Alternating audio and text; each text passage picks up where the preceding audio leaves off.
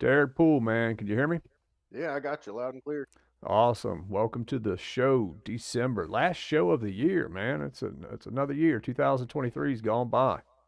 Man, I, where New Year coming and all I think about when everybody's like, "Oh, we got a New Year coming," I'm thinking, "Yep," and I'm going to be a year older really soon afterwards. I guess at some Officially. point you just stop counting those years, right? Yep, Just let them sounds go right. past. Everything going well with you? Yeah, I mean, other than it's Florida and we're getting a cold spell, which is never fun.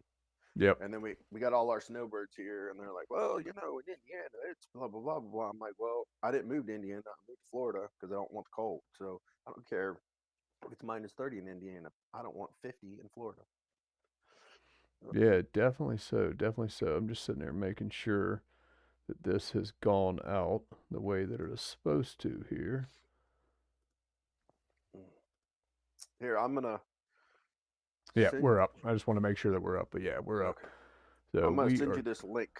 I don't know. You got a way to share it with everybody? It's for PDN. We do that 12 days of drills for around Christmas and the Yeah, holidays. send it over at some That's point. I'll figure out how to try to share a link here in a minute. Did you get it? I Add sent it it on. in our little chat window here. Let me go check it. I've got too Um, many boxes going on. Someone. Yep, I got it. Cool. got it. Oh, while we're talking, at some point we'll bring that up when I have the ability to go ahead and stick it up on the screen. But what I will do is drop it into some of the comments real quick. As we're kind of going around. As we are getting it all set up, everyone, welcome to the show. We should have a good conversation tonight when it comes to gifting firearms to family as we're hitting the Christmas season. If y'all are tuning in live with us, be sure to let us know where you're tuning in from or your comments or questions throughout the show. But yeah, I will definitely get that link up. The PDN's got some special stuff with drills going on right now, so I'll get that link posted here in a couple of minutes. So yeah, officially, the show is going to be all about gifting firearms. Have you ever gifted a gun, Deryck? Have I ever? Yes, to my wife. All right, there you Yep. go. Yeah. Yeah. I've got kids, so at this point, there's been several that have been a part of a gift. But it's right now, coming into the Christmas time, we know that a lot of people will be out shopping for firearms for the purpose of sticking it underneath the tree, for someone else. Maybe it's a loved one like yourself, or maybe it's more like me as gifting to my kids. How about y'all watching? Have y'all gifted firearms? Who have you gifted firearms to? We'll try to make sure we're paying attention to all of the different comment zones on the different channels and whatnot. Uh, Now, I was gifted a firearm. Were you when you were a little kid? oh yeah, definitely. Yeah. Yeah, I can't remember exactly how old I was when I got officially, my first gun. Meaning that it wasn't something that I was just borrowing from my dad's, or wasn't really the hand me down, or wasn't something I had access to, but officially, gifted a firearm. And it's my first gun was a Winchester pump 20 gauge. It was actually a Ducks Unlimited, special edition gun, a youth model that I still love to today. And that thing got so many miles on it. Shot plenty of birds and animals and stuff, and got a lot of great use out of it. But for whatever reason, I can't remember my age. I know that I got a 12 gauge at my 12th Christmas. And so, it was probably, I don't know, sometime around 9 or 10 years old or something like that. Is when my dad gifted me the 20 gauge. And you were 12 and a couple days old when you realized how much a 12 gauge can punch you in the shoulder. I had already shot a 12 gauge prior to that, Okay. but yeah, Okay. yeah, no, definitely. It's one of my first memories with a 12 gauge was a friend of mine's dad. He had, what we called at the time like a riot gun or something like that, right? Just an early model with, pistol grips on it that held unlimited shotgun shells. So a And street sweeper. yeah, and that was what he would have referred to it as the riot gun or the Yeah. street sweeper. And and again, I was probably, 10, 11, 12 years old, kind of in that zone. And I used to love going to this guy's house because they had so much property. It was a boy playground. There's, motorcycles and mopeds and, vehicles, whatever. We just had so much fun. But his dad, when he's always running around the property, always carried around that shotgun. And, I remember that, him and I were like, oh, I want to shoot it. I want to shoot it. I want to shoot it. And he made us lean up against a tree. He made us lean up Yeah. against a tree expecting it to, to knock us over or something. Right. But yeah, that's kind of my early memories, with those kind of guns. How about you? Yeah. What'd you receive? My first one, actually, I gave it to you to give to your Yeah. boys. That was my first pistol, an H&R 22 target pistol. I got that when I was 6 years old. Uh, Now, it was given to me, but I didn't get free reign with Right. it though until I want to say I was 8 or 9. Like we lived on a farm when I was real little. We lived on a 5 acre farm, and my dad taught me gun safety and all that other stuff. And there were snakes and stuff like that. I was allowed to carry it around. Um, at first, I wasn't allowed to carry it around loaded because my dad's rule was that gun does not come out of the holster unless I'm with you, or a snake or something like that. And I think he sort of tested me for a while because he like put it in the holster, put the holster. Well, you've seen the Oh gun; yeah. it's way too big for a little 6-year-old, 7-year-old to like run around the property with. I mean, that thing was like probably down to my kneecap at the time, from like my waist to my kneecap, and pulling my pants down. And and then at some point, I know at some point he did load it and let me carry it around because I proved that I was responsible enough to pay to follow the rules. Because one time we were down near the barn, and he was like, hey, or there was something sitting over on one of the fences, and he goes, I bet you can't shoot that off the fence. And I was like, can I take it out? And he goes, yeah. And I took it out, and it actually fired. So at some point along the line, he did put ammo in it for me, or maybe it was just that day, because at the end of the day, I took it off and handed it to him, Yeah. and it went and got put away. Like it wasn't like something that slept that I slept with or anything like that. And my first rifle, my grandfather taught me to shoot that, and I was a little kid. I was probably 5 or 6. I didn't get that rifle given to me though until my grandfather passed away, and I still have it in my safe. It was a Model 10 19. It was built in manufactured in 1927 or something like that. Hexagonal Yeah. pump action 22 Yeah. sitting in my safe. I was going to bring up the break action, revolver. Yeah. Because yeah, it's I love the fact that you got it at 6 years old, and now my kids, are at the gun range and they're getting opportunities to shoot it and enjoy it. So that guns, I'm not going to tell everybody how old you are, but at least 30 something I'm years. 53. I'm 53. So I'll tell everybody. I don't care. yeah, so for 47 years, that gun's been around from your hands all the way down to my boys. So I think that's super cool. Yeah, and that's what I grew up on. Prior to the having of the shotguns was all 22 rifles mainly and stuff. We spent a lot of time with those. But again, didn't have free range to them, didn't have access to them. It's like when we were shooting them, they came out. I'd have the opportunity to shoot them and stuff. But with the shotguns, I was actually at that point. I think it must have given it to me at the same time, but had kind of some sort of wooden rack, on the wall that those kind of hung in. Still, wasn't allowed to come off the gun rack, without obvious permission and stuff. But those I did have a little bit more access to them. But we grew up in a neighborhood, so I didn't have really the ability to shoot in the backyard per se. But it was strange, even living in a neighborhood at 12 years old, I would take that 12 gauge, and walk down the street from my neighborhood, about a mile away into woods. And I used those woods all through my early years and youth, hunting squirrels and rabbits and, attempting deer and that kind of stuff all through there. And it was interesting that, even living where I looking back at it, I'm like, man, I can't believe that I never ran into issues with it, but it was just accepted. It wasn't a big deal at that point. So, I swear I went to public high school for 1 year, and I swear I remember guys running around like with pickup trucks like that were seniors and stuff. and like shotguns sitting in the rack in pickup trucks. Yeah, I mean, it was my junior I mean, I could be year. way wrong. It was my junior year in high school when the high school announced that we could not do that anymore.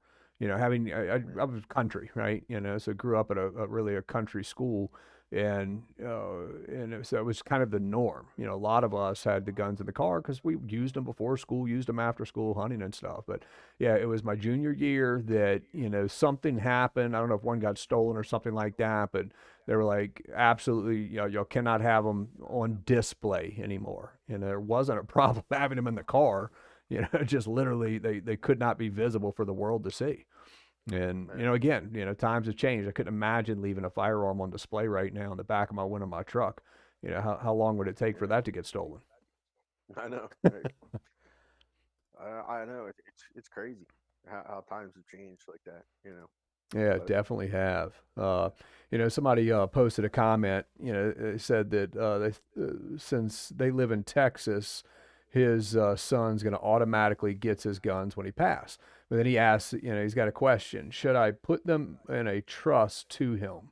But ultimately, that really is more of a legal crap question. And Deryck and I aren't attorneys and don't have the ability to give legal advice. So definitely, a trust attorney would be the best one to answer that question and guide you upon that. I'm sure that there's definitely some pros and cons, to the benefits of having a trust. but here, I'll give you a link on PDN. Ken Crawford actually, because him working Yeah, in Reno, they do a lot of gun trusts. So he actually did a full article on Personal Defense Network on setting up gun trusts and NFA regulations and compliance with local and federal laws and stuff like that. So here I'll drop it in the you chat have roll. direct. I don't have access to actually Just hit like at the bottom. You can choose to sign in as a guest. okay, okay, So okay. Mike's on there. Mike asked that question. All right, here we go. There we go. And you can drop that in the other pages as well, or I'll copy it once you do. But Um, there you go. that's a Yeah, I mean, there's good definitely article. some strong benefits to it. Actually, just had one of my friends call me today. Pretty much asking that same question, or who to use and whatnot. Yeah, I have a trust set up, but not specifically for my guns. I really wonder like if that's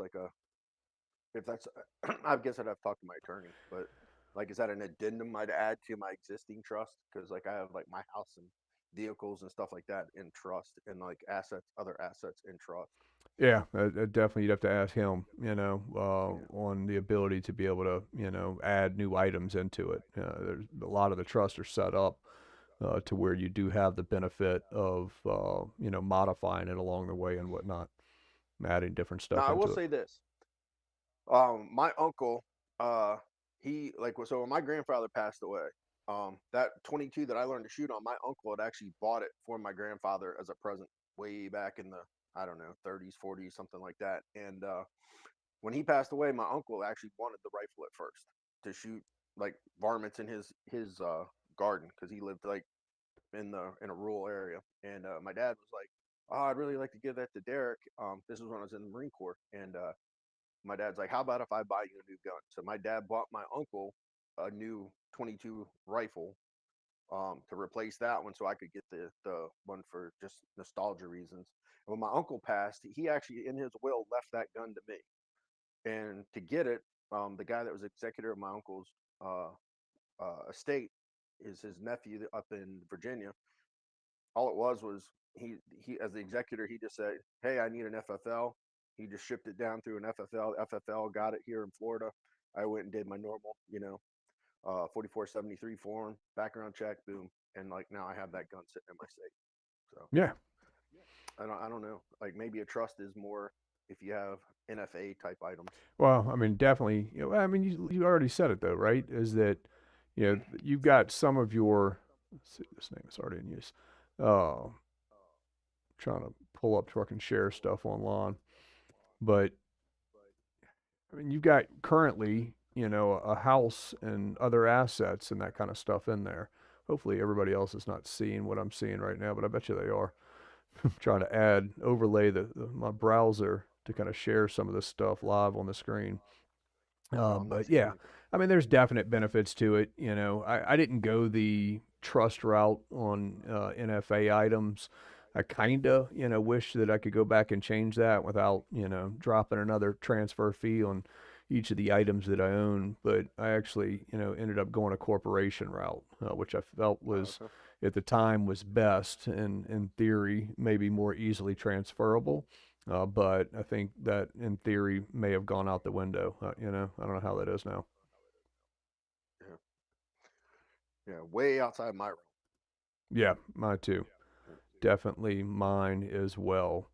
And that kind of brings up another question. Not that somebody else is asking it, but I know that I've, ultimately have had it in, my mind, at different points in times because I think that there's been some issues with it kind of going back and forth. But can you even gift guns to someone else, right? That's a legitimate question. Is that considered a straw purchase, right? A straw purchase is, when you ultimately, most people watching this are probably going to know that, but it would be illegal, for me to do something like give Deryck money and say, hey, Deryck, why don't you go buy that gun for me? And he brings it back to me, right?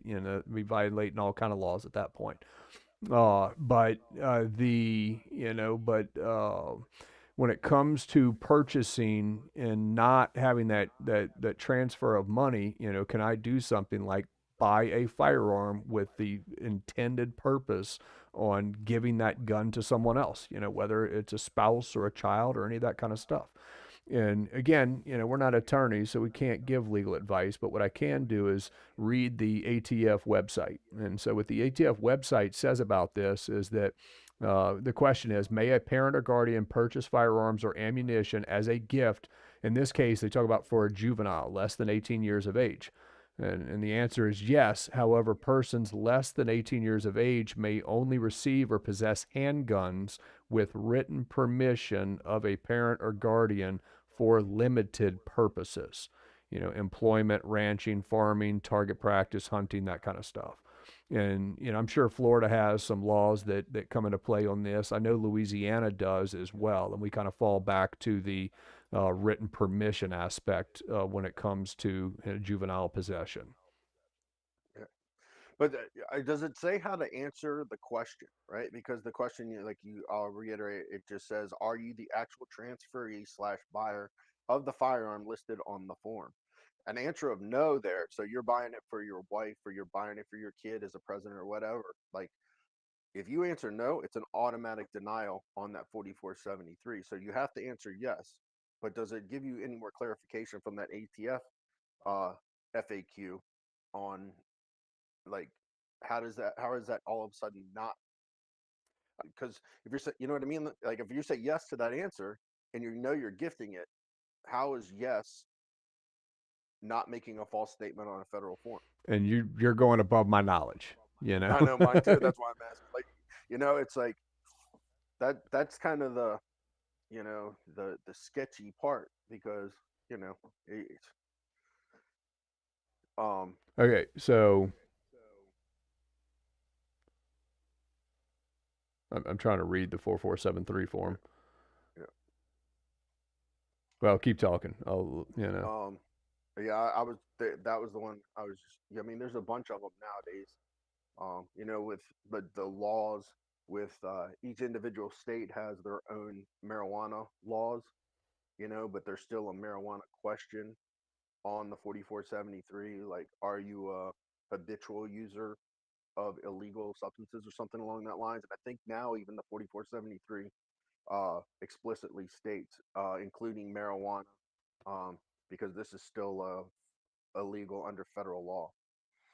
Right. So No, it's definitely my full understanding of the even like all the medicinal prescriptions and stuff. You got to choose. yeah, Do you want the guns? Do you want the weed?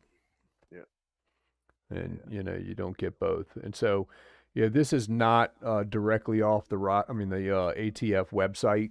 This is actually from rocketffl.com. They've got a whole, blog post on gifting firearms, but he's quoting the instructions from the 4473. And so I'd certainly want to read the 4473 as well, just to make sure any of this is up to date or accurate.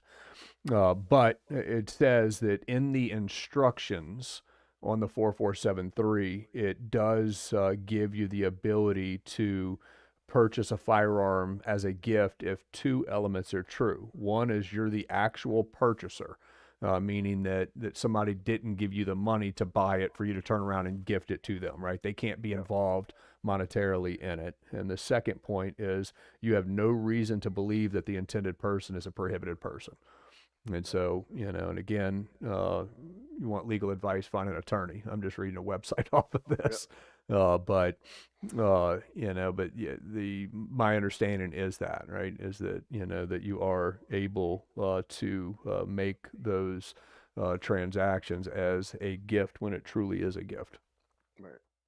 And I mean, like, buying a gun for, like, your spouse, like, if it's your spouse, 99.9% of the time you cohabitate. So, Right. The gun's in the house, so they're not going to get in trouble if they decide they're going to the range without you and pick up the gun you didn't buy them for Christmas and take it to the range. Yep, Like, definitely.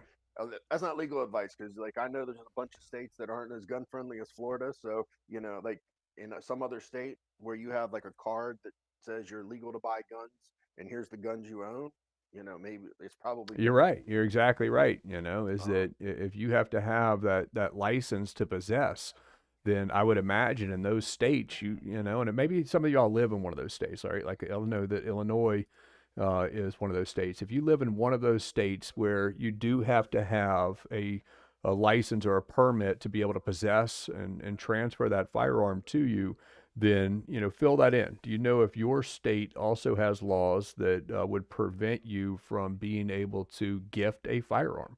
Whether it was to your spouse or a juvenile child or something like that. So if y'all got more information than Deryck and I, drop that in the comments, and we'll definitely take a look at it. Yeah, because like I want to say New York. I thought I remembered Rob telling us a story one time.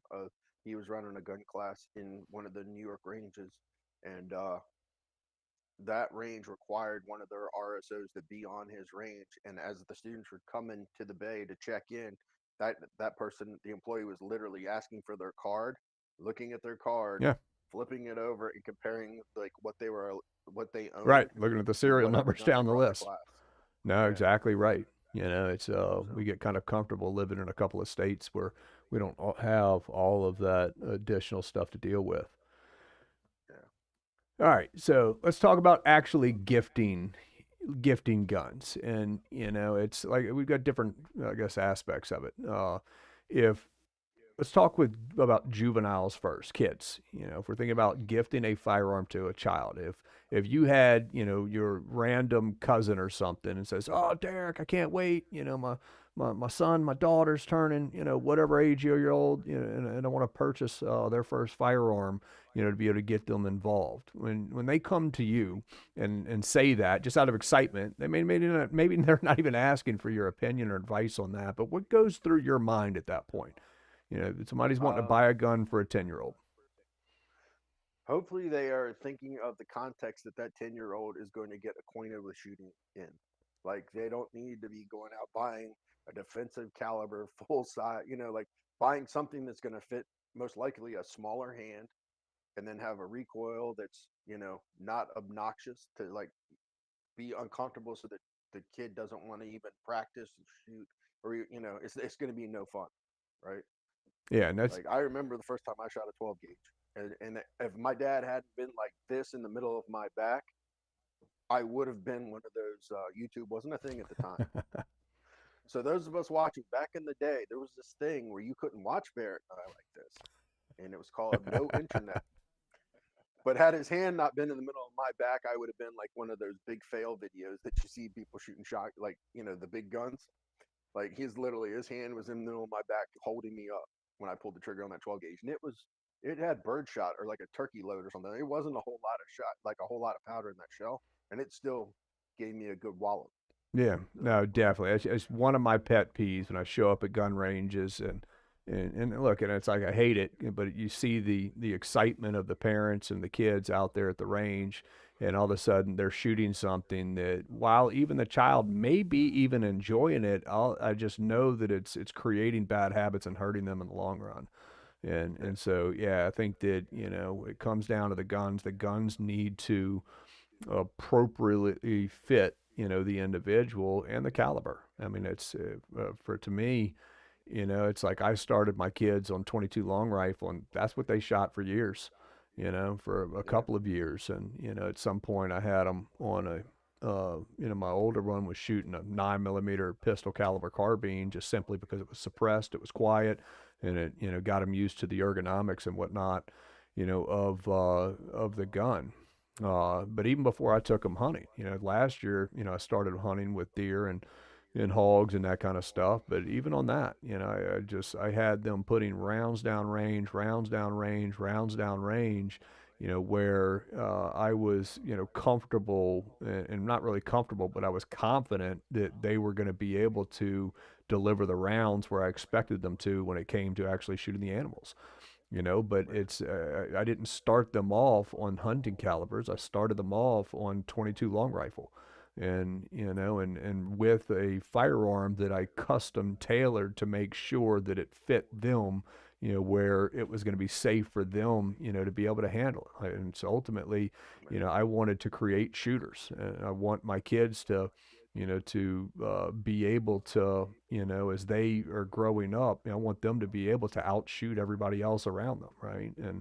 And so I think that the first guns that are getting chosen really kind of come down to that. So, it's not the gun for the parent. You're buying the gun, specifically in this case, we're talking about for the loved one, for the child.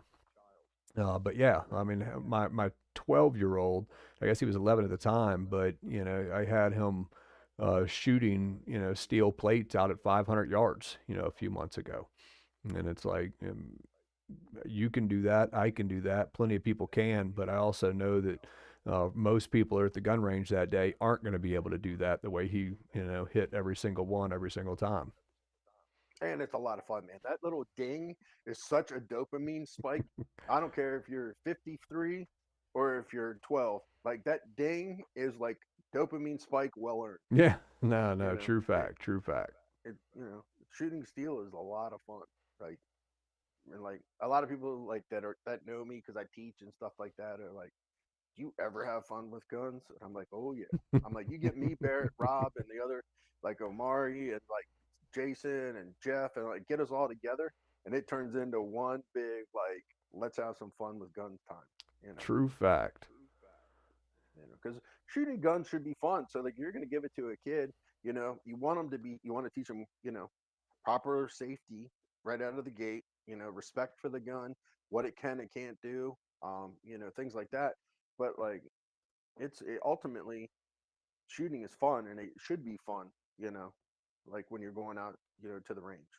Even defensive training can be fun if you're doing it right and be legit defensive training. Because I've never had any of my students leave my range going, man, defensive shooting is the most boring thing in the world. They're like, so you Yeah. teach them right, you might be grooming the next, Olympic shooter. Yeah. No, It is still absolutely. the Olympics, right? It's still an Olympic sport, right? It is. Now, and I guess that brings up another question is, are you the right person to be teaching the child, the firearm safety and shooting and whatnot? And, it's another, something else I've seen come up at times where you see, parents out there on the range with their kids and they're getting frustrated, just like anybody else, getting frustrated trying to teach other family members and whatnot. And so, if you don't have the ability to transfer that knowledge over to them in a comfortable setting, maybe it is better that you're bringing them to an official class. And there's definitely courses that are more geared towards those types of individuals. But yeah, training's a big thing. Absolutely. Like I don't care if you're an adult or a child or anything in between, you should be training. But the cool thing is if you take your kid to somebody that like has a course that they teach just for like kids and firearms. You know, like Ken Crawford has one, you have one. You know, like you give them a good like base of information and base knowledge and get them started right. Then by the time they're like, 13, 14, 15 maybe, and you want to go to a defensive class and you talk to the instructor, I've had plenty of fathers and sons and fathers and daughters and moms and sons like on the line where the adult and then the child is, I think my youngest was 13, Yeah. right side by side with each other shooting because the child had started at a younger age and they had showed the maturity and the respect that is required to, stand on the line with a bunch of other adults to train. Yeah. Yeah. True fact. Absolutely. I've had some younger teenagers out there, in those courses, shooting with parents and whatnot, shooting with family members. And I, had full confidence in their ability to be able to handle the gun safely and, to be able to handle the skills that were being taught those days. Yeah. So it's because they were started properly, early on.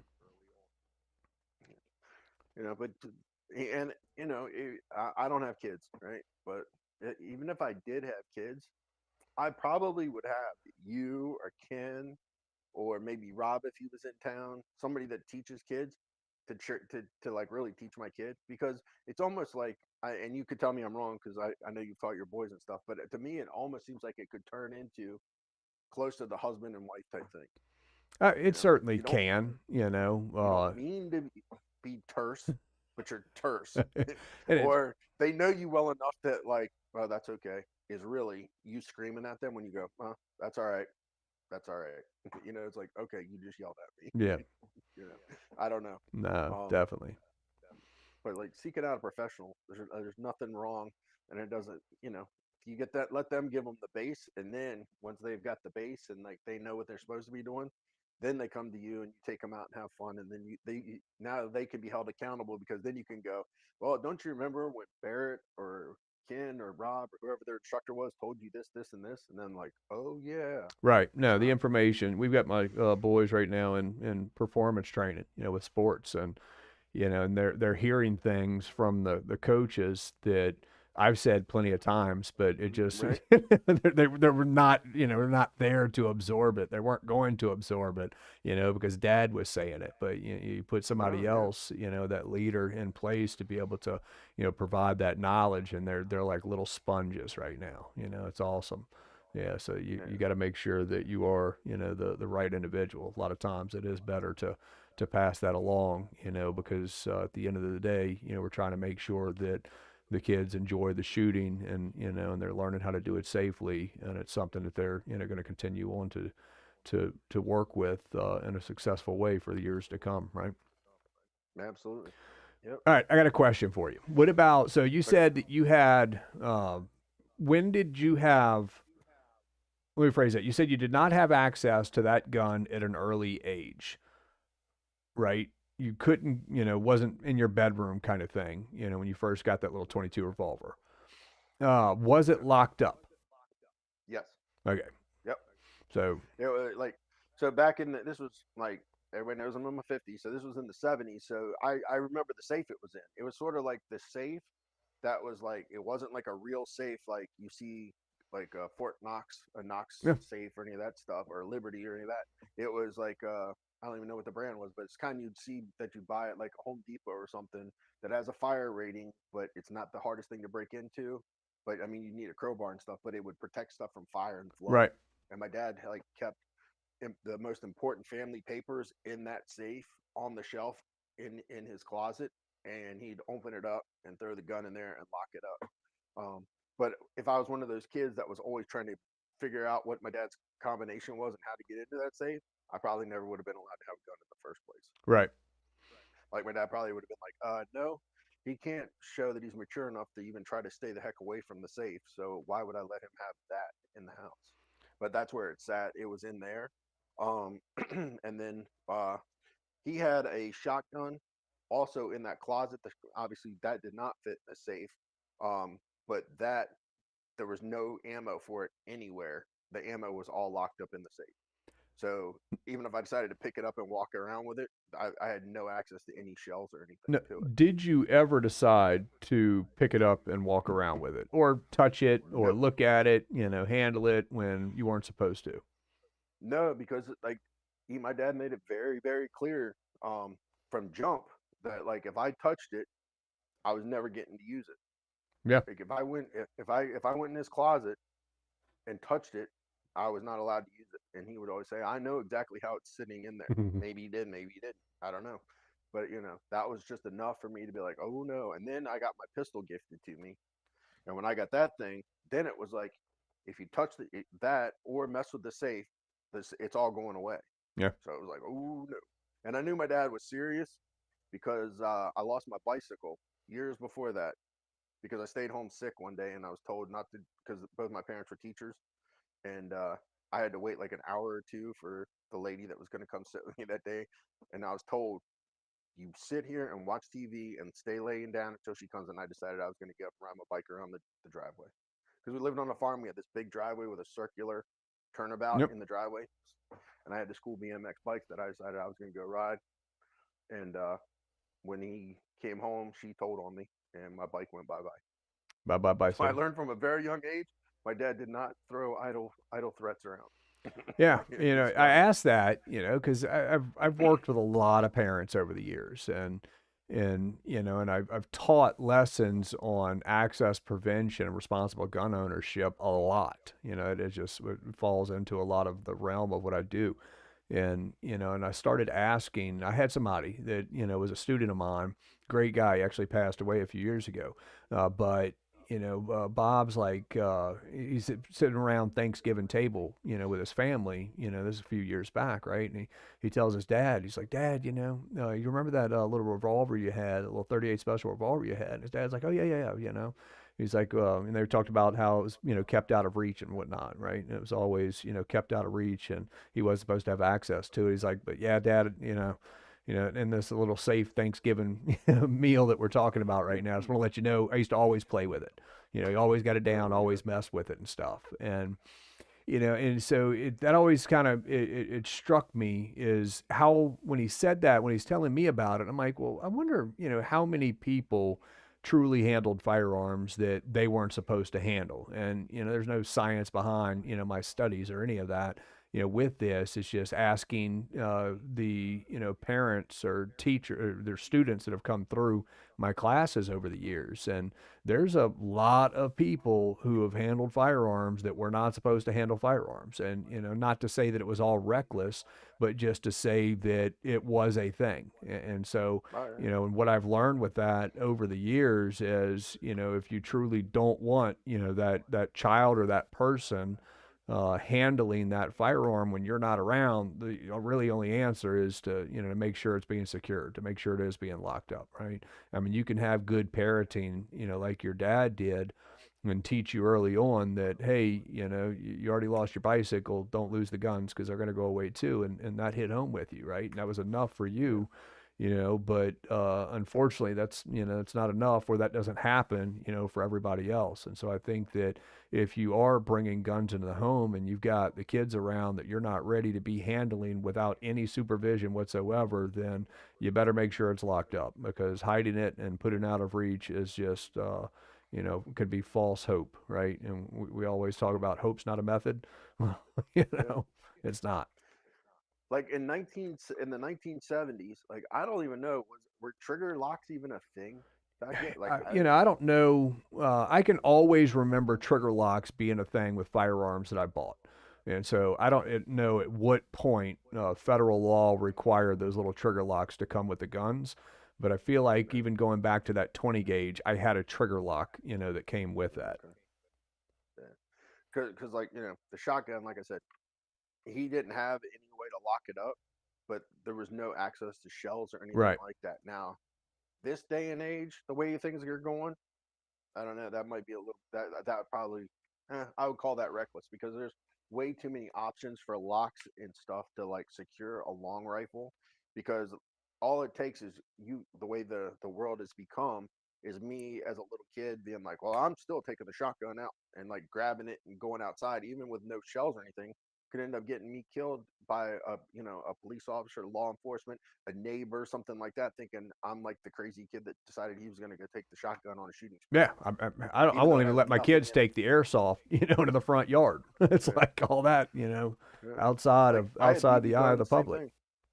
Yeah, like I had BB Yeah, guns and pellet guns and stuff like that. And one of my pellet guns did actually look like a real revolver. Um, it was much bigger than a revolver because you had to have that little disc that you put the pellets in.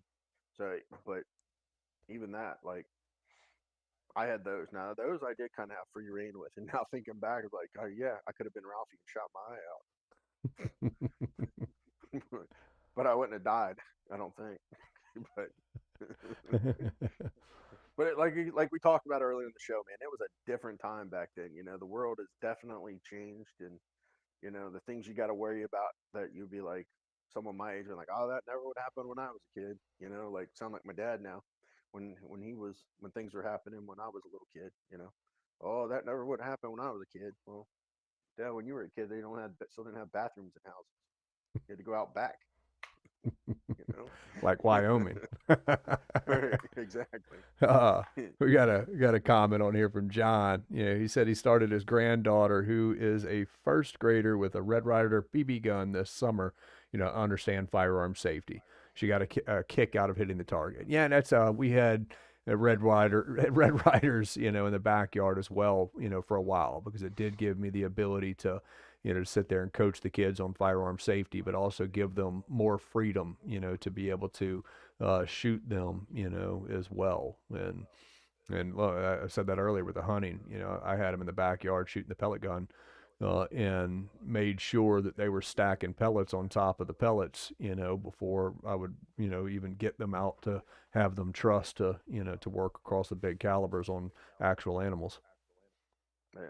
I mean, nothing wrong with starting with air. I mean, I guess you could technically say I started with air guns too. Yeah. Yeah. Me too. I Yeah. remember Yeah. I had a pump action, had something similar to a Red Ryder that I never could quite get it to load right because you had to like twist the knob and like move the little tab and then dump the BBs in. I think I'd end up always dumping more BBs all over the ground that never would be seen again before I'd actually get it I'm right. sure if you ran a metal detector in the gardens off the back porch, you're gonna find lots of BBs, lots of BBs. Yeah. So that, I mean, that's that's kids, right? It's just making sure it's the appropriate stuff, providing them the training, and and make sure that that not just with the kids, but that we're preventing access to anyone that we need to be preventing access from. And I always, again, this is kind of made up, but I always say that if it would scare you, to give this person a loaded gun and walk away from it for the next 3 weeks, if that scares you, then you probably should be doing something to prevent access with that individual. Yeah.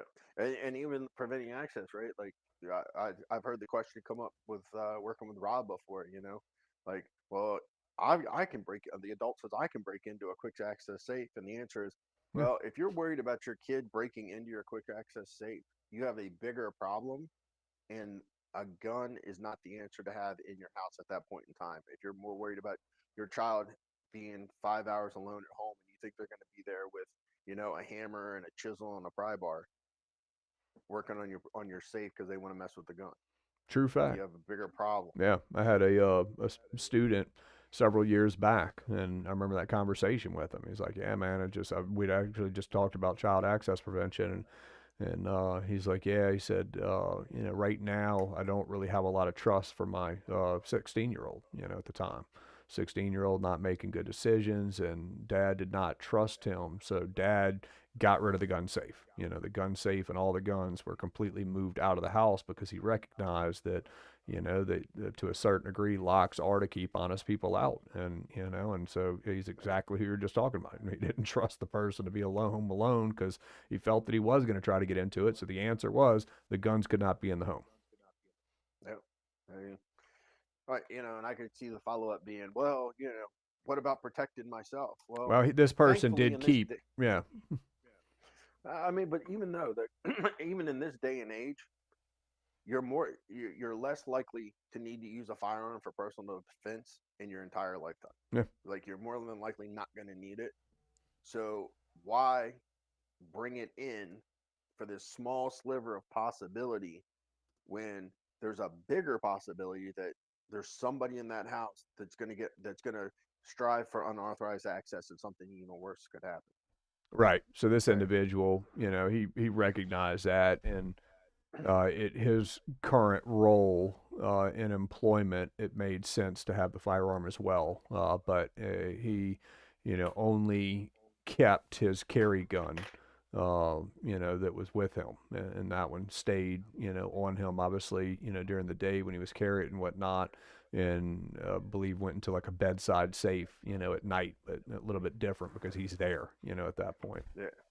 And on top of that, like a full, like legit, like not quick access safe, like a full size safe, you get a good one, and I don't care unless you're some hardened safe cracking criminal. There's not a kid gonna get in there unless you like keep blowtorches and stuff in the ground. Plasma cutter.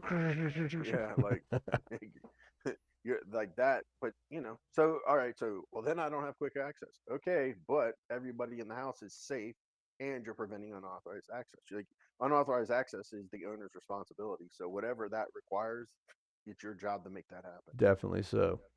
So what about gifting to adults?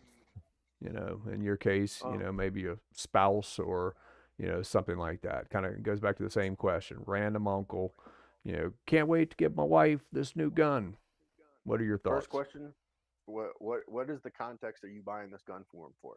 If it's personal defense, like then we'll have to talk about fit, caliber, that kind of stuff. If it's I just want to get them into shooting, then it's okay. Well, you know what's their hand size, what's their body size, what's their are they a strong person that has good mobility, stuff like that. Like, same thing with a kid, like, does it fit their hand, is it going to be enjoyable for them to shoot, sort of the same thing. So like, what's the context of, are you buying this gun, or they have a whole bunch of other guns and you just want to get them something that they might shoot once in a while, and then the rest of the time it's going to sit in a glass case or something and look all nice and shiny. A glass case, like on a spinning pedestal. Yeah, like, I've seen you know some people like have the limited edition, all etched metal and engraved and stuff like that. I've been to a few houses where I've seen them sitting in the glass, and I'm always like, does that work? Yeah. You're just gonna leave it in a glass case, huh? That's cool. Mm. Like, okay. But yeah, that's what I'd ask. I'd be like, what is it for? Because Yeah, I mean, if you're just context of trying to get use them into it, usually drives everything, right? I always kind yeah, of, compare it to buying vehicles. If somebody shows up to the Toyota dealership, they may sell, I don't know what they sell, 12, 20, whatever different models of vehicles. You're not going there trying to figure out, are you driving away with the big, shiny, brand new, minivan, or are you getting, the Tundra pickup truck, right? Somebody doesn't go to the dealership with those kinds of options. They already know that, well, I've got this big, trailer that I have to pull, and the Tundra is going to be the only vehicle, that Toyota makes that's actually going to work, that's going to fit that bill, right? So they already go there and ignore everything else, right?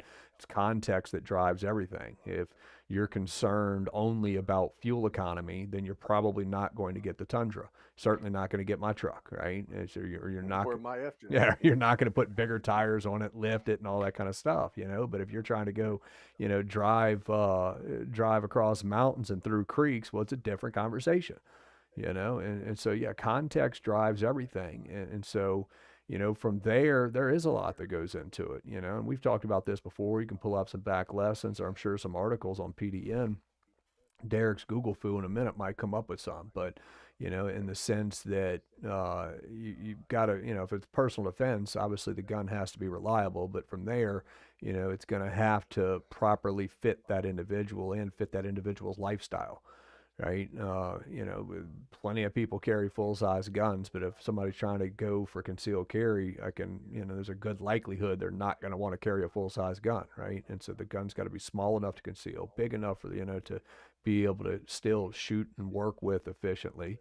And it's got to fit the hand, and the person ultimately ends up having to actually like it, right? And so maybe you don't go buy the gun and wrap the gun up and stick it under the tree. Maybe you take the person shopping, or look, I told you, Derek's already dropping it in the comments, or you get the person a gift card, right, and allow them to go pick out what is going to be the best choice, and make that part of the Christmas gift, part of the experience, where you go visit, the closest range that's got the rental cabinet, and you start getting them out, and you testing them out and trying them, and let the person walk away with what they believe is going to be perfect. Learn the knowledge, and then let the person make the choice. Yeah. I've seen a bunch of instructors like do it, like looking at different instructor groups I'm members of, like and you're members of on Facebook and stuff like that. And I've done it a few times. It's like I've done new shooter intro classes where I bring out, a bunch of different guns in defensive calibers, you know, of, to let people, first I'll do the class of, picking a gun, holsters, all the concealed carry stuff with it, and then give them an opportunity to try different sized guns and talk about, so they can relate to when I talk about, like you said, the fit. How does the gun fit in your hand? Shootability, recoil management, so they can get an idea of, like the difference between like trying to hold something with a grip that size in your hand versus, I got one here somewhere. There it is. A revolver, something with a little tiny grip like that, you know, so they can get a feel for, you know, not just, oh, my wife has small hands or my husband has small hands. I'm just going to get them a snub nose revolver, Oh, you know, please, please, or no. here, or, something like the Avidity Arms PD. PD10 Yep. with a very slim profile grip that fits a ton of hands. This is actually my wife's favorite gun now. Not this one Yeah. because she's not getting this. This is a one-off, one of a kind that I spent 8 days in Wyoming freezing and baking and living in a gully for 24 I hours. love it. Freezing and baking, depending on what time of the Yes, day it was. yeah. Wyoming is a very interesting place. Where at least where we were in Wyoming, like one side it looked like I was in North Carolina at Camp Lejeune training, and then I looked to my left and it looked like I was back in 29 Palms getting ready to go training. It was wild. Um, but like you might think, oh, well, they need something small and concealable, like a little Glock 43. Like you're holding on to very little gun with this, like you got a whole bunch of fingers floating around. Um, that might not be really enjoyable to shoot if you're looking to buy somebody a defensive handgun, or you want to buy them a gun to get started shooting. You know. Yeah, monthly I run a, kind of a new shooter course for defensive shooting.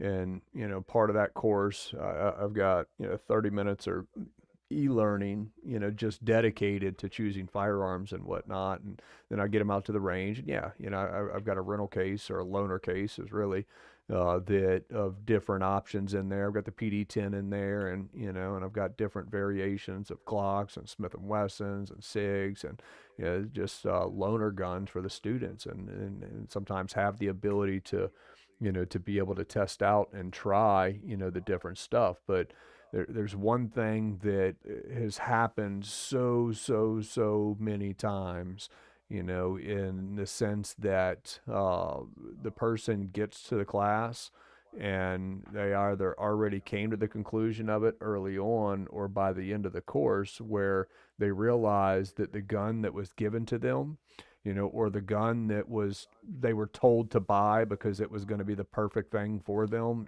by Uncle Trooper, or, by spouse or whoever else, ends up being an absolutely horrible choice. And they, came to the conclusion of that on their own. And, if they don't enjoy it, they don't like shooting it, especially if this person's new to the sport, they're certainly not going to want to continue. Yeah. It's and the cool thing about, so you buy them, whatever it is you need to buy them, or they go and they try them out, and the one they pick, and you're just getting them into it, and the one they pick is, like a 22, like a Remington 22. What's that, on Mark 11, Mark 3, They've got the Mark, Mark I don't know. 4, Mark 3, Mark 4, Mark 5. Yeah, Yeah, a couple of and they different buy marks. something like that, and they're like, you in your mind you're thinking, well, that's not a defensive gun, and you're, because your end goal is you want them to be carrying a gun. They're more proficient with a gun, so they can protect themselves at home for home defense or whatever. You got to get them started with something, and you buy them that gun. Well, cool. It'll retain a good enough value that, like, if you don't want to keep it, when it's time that they're ready to like move up to the next size, to a real defensive caliber size gun, you can take it as a trade. You can take it to the gun shop and do a trade in on it, or take it to the gun shop, have them sell it on consignment. Or use it to bring Or other people out to the range, to get them yeah, experience with it. yeah. I mean, you're better off though, and if they haven't had a gun in their hand ever, you're better off, in my opinion, of getting them the gift certificate, gift card, taking them to the range and letting them try a whole bunch of different guns, than thinking, okay, they have small hands and that's a small grip and that'll be a good fit. And the training class Ultimately, that goes along with it. yeah, It's training is like key. Like anything you do, you should go to training. and Like it's motorcycles, right? I'm big into motorcycles. Like, I'm not riding the same motorcycle I bought when I first started riding. The first bike I ever rode was 800 cc. Then I went to 1200 cc, and like now I don't even know what it is in cc's now, because it's 124 cubic inches. It's a monster, and it weighs 900 pounds. And the first one I rode, I think maybe weighed 600 pounds. As your experience, it gets better, and the more training you've been through, you graduate, you move up the line until you get to the point of, okay, I'm an expert, or I'm I'm well versed, or whatever you want to say, and this is what I've decided. This is my everyday carry gun. This is my personal defense gun. And then, hey, you might really get them hooked, and next thing you know, they have a safe with 20 different guns in it, and they're like, "When was the last time you shot that?" I don't yeah. even know. And maybe you Because don't have to buy the gift card for the person who already has the 20 guns, because they're already, yeah, that's the gun they want and they asked you for it. No big deal, right? yeah, and that does happen. Yeah. When I owned a gun shop, a brick and mortar shop, I actually had a woman come in, and I'm not gonna disparage any types of guns, but she comes in, she's like, it was Christmas, and she goes, "I want to buy this brand model for my husband for Christmas." And I said, of course, me being me, I go, "It's a horrible defensive choice, so just know that." And I'm like, "Don't you love them? Don't you want them to survive a deadly encounter?" And she goes, "Oh no, he wants that gun. He already has another brand that he personally carries for defense." I'm like, "Oh, okay, okay." So he made a good decision for his personal defense. This is just a fun gun, so he's not going to be that mad when it jams and doesn't run right half the True fact. Yep, time. I already know that story. Yeah. So, you know, but and there's nothing wrong with it. Hey, you have somebody that's like sort of into guns, and they're not. They have a concealed carry permit, or maybe they don't, and they just never carry because they don't feel like they're ready. Buy them a training class. Yeah, Buy them a gift certificate for training classes. Every instructor I know sells some sort of uh, gift certificate for training. true fact. Yeah, that's always my advice when somebody says that they want to go buy a gun and then they're gonna come get training. I might just reverse that around. Take the training course and then go make that educated choice after that. Yeah, and there's nothing wrong with buying a class that has like an online portion. Like, you can learn a lot online without even shooting the gun. Because it's a lot of it is like understanding of the mechanics and understanding of the actual tool itself. Right. I just did finished a Champ U online course.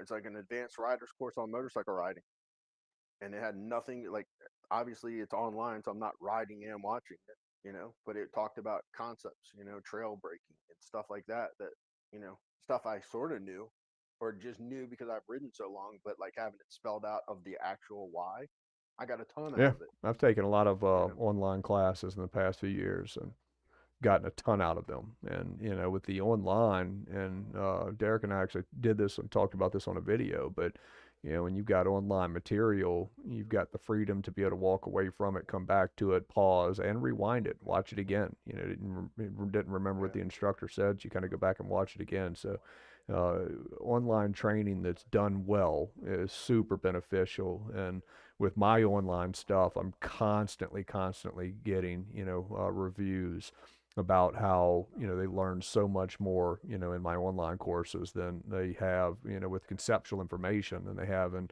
many, many other, in-person courses.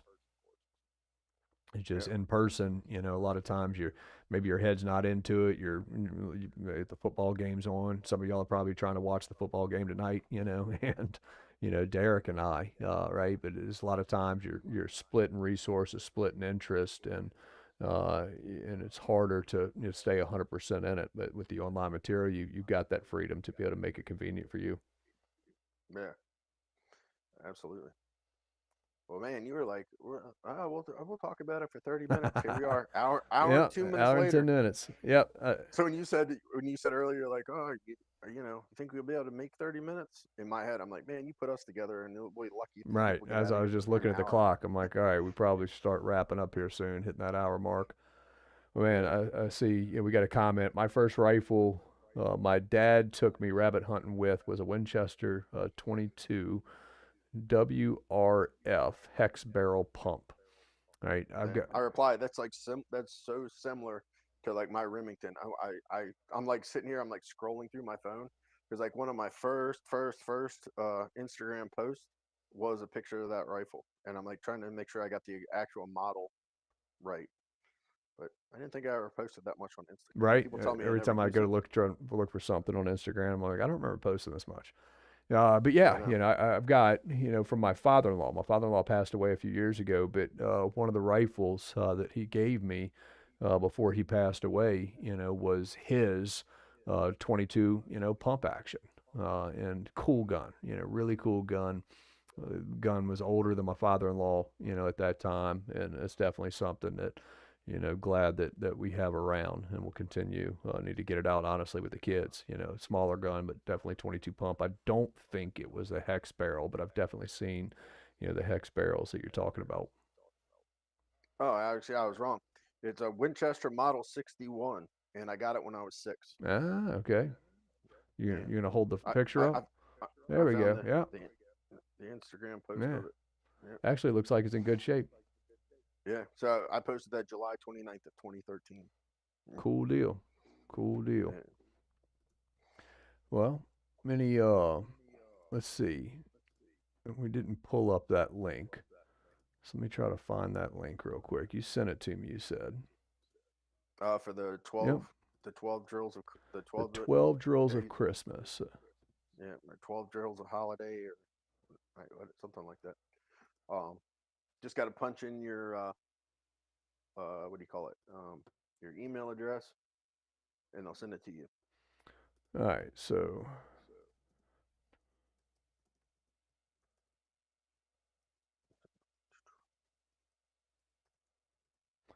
I'm gonna double check the link here, and what do you call it in the chat roll? okay, I just dropped it in the chat roll. 12 Okay, cool. days of drills.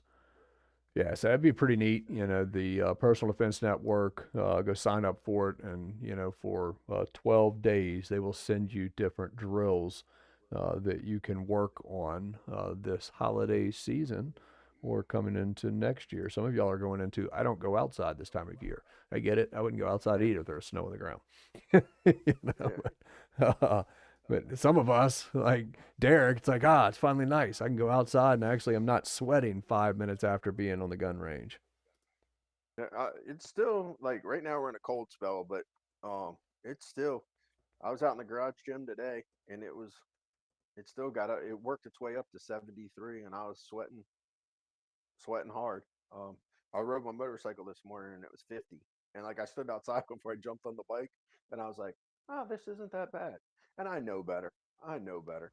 It's not that bad standing on your front porch, but it's a whole different story when you're on a motorcycle doing 40 to 50 miles an hour. Hmm. Then it was like I was in an Arctic blast. So it's interesting. Well, I posted that in the chat roll, and I will do the same here on Facebook. Let's see, 12 days of drills. It's always fun when we have technical difficulties. At some point, YouTube decided that um, we were playing someone else's audio. They detected someone else's audio, which is very interesting considering neither one of us are playing audio. Yeah. And the only audio that plays is right when we were first starting up, and that's licensed audio, for us to be able to use. So who knows? I'll look into that.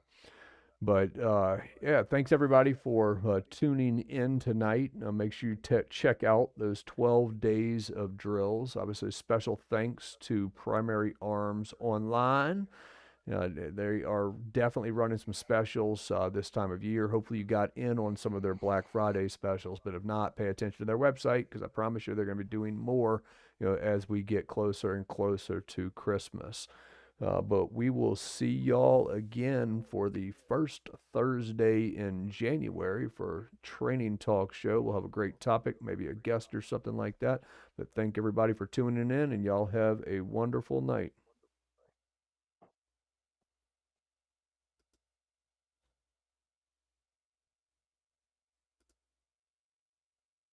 Yeah, Primary Arms, site wide, still giving 12% off using Save 12 as the code.